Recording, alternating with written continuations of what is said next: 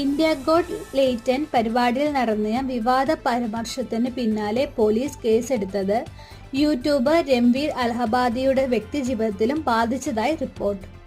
ഷോയിൽ നടത്തിയ അശ്ലീല പരാമർശത്തെ തുടർന്ന് രൺവീറും കാമുകി നിക്കി ശർമ്മയും തമ്മിൽ പ്രശ്നങ്ങൾ ഉണ്ടായതായും ഇരുവരും വേർപിരിഞ്ഞതായുമായി റിപ്പോർട്ടുകൾ പുറത്തുവരുന്നു.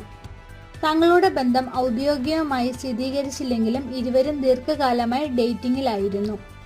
ഇപ്പോൾ സോഷ്യൽ മീഡിയ പ്ലാറ്റ്ഫോമുകളിൽ ഇരുവരും പരസ്പരം അൺഫോളോ ചെയ്തിട്ടുണ്ട് എന്ന് ന്യൂസ് 18 റിപ്പോർട്ട് ചെയ്തിട്ടുണ്ട്. പരിപാടിക്കിടെ ഒരു മത്സരാർത്ഥിയോട് രൺവീർ അലഹബാദിയുടെ ചോദ്യമാണ് വിവാദത്തിൽ വഴിതെളിച്ചത്. പരിപാടിയിലെ വിധികർത്താവായിരുന്നു രൺവീർ.